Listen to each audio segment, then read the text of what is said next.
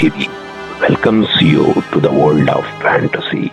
Welcome to the sparrow TV. అంతకుముందు ఎపిసోడ్లో ఒరింగా పాపని చిలకరాజు పిలిపించాడు, శిక్షించాడు.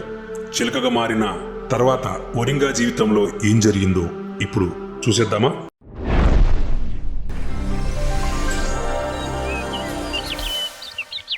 ఒరింగా చాలా బాధపడుతుంది. మొత్తం తన మొహం మాత్రం అలాగే ఉండి బాడీ మొత్తం చిలకలాగా ఉండడం చూసి పక్కనున్న చిలుకలన్నీ ఎటకారంగా నవ్వడం మొదలుపెట్టాయి. ఆ చిలుకలు నవ్వడం చూసి అసలు ఎలా ఉన్నానని చెప్పి కొంచెం ముందుకెళ్లి పెద్ద అద్దంలో నుంచుని చూసుకుంది. ఒక్కసారిగా బోర్న ఏడ్చింది. అయ్యో రాజాగారు, మీరు చేసింది ఏంటి? నేను ఇలా అయిపోయాను, నాకు పరిష్కారం లేదా? నన్ను క్షమించరా?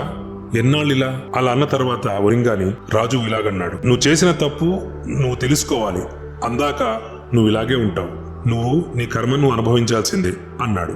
అప్పుడు చాలా సిగ్గుతో భయంతో తను బాధపడుతూ అలా బయటకు వెళ్తుంది. బయటకు వచ్చి ఒక్కసారి ఎగిరే ప్రయత్నం చేద్దామనుకుంది. చిలకరాజా లోపల నుంచి గట్టిగా అరుస్తూ, నువ్వు చిలక అయ్యావు కాబట్టి ఎగిరే ప్రయత్నం చేయి, వెళ్ళిపో ఇక్కడి నుంచి అన్నాడు.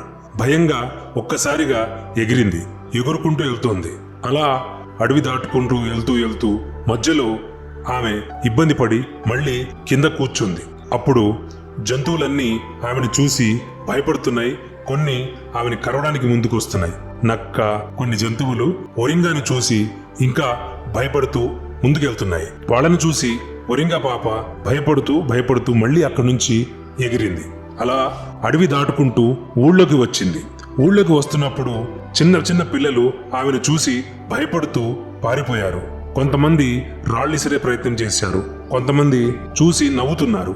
ఇవి అన్ని చూసి ఇంటి దగ్గరలో ఒక చెట్టు కింద కూర్చొని ఏడుస్తుంది ఒరింగా పాప. ఇప్పుడు ఏం చేయాలో, ఇలా ఇంటికి వెళ్లాలో, ఈ ముఖం ఎలా చూపించాలో ఏడుస్తూ ఆలోచిస్తూ ఉండిపోయింది.